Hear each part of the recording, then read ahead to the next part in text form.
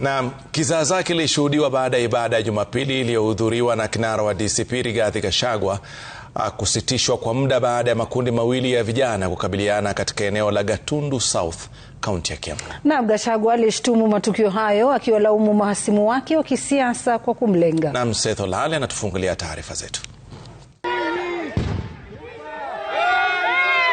Ni makabiliano yaliyohusisha makundi mawili nje ya kanisa la AIPCA ambapo kinara wa DCP Rigathi Gachagua alikuwa anahudhuria ibada.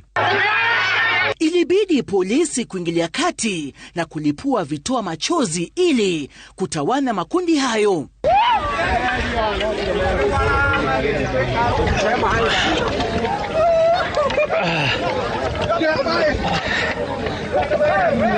Huku waumini waliohudhuria ibada wakiathirika.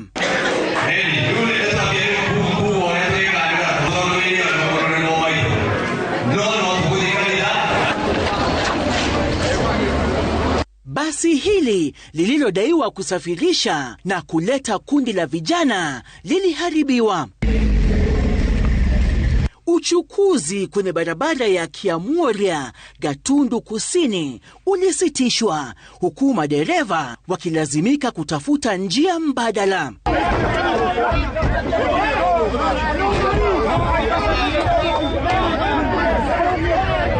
Tumelia sana na tumesikia uchungu mwingi kwa maana hatukuwa tunategemea ati tutapigwa na tear gas. Tumeletewa ghouls, wamekuja huku mpaka kwa kanisa ndani wanatumchia tear gas. Gachagua akilaumu serikali kwa mashambulizi hayo.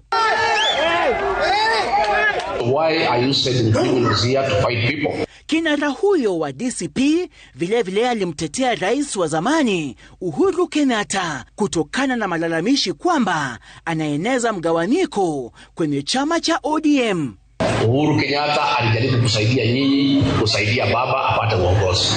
Alimsaidia hapa mlimani na 1.3 million votes. Gachagua aliandamana kwenye ibada hiyo na seneta wa Kiambu Karungo Thang'wa, seneta Murang'a Joe Nutu, mbunge wa Kajiado Kaskazini Onesmus Ngongoyo, miongoni mwa wandani wake wengine.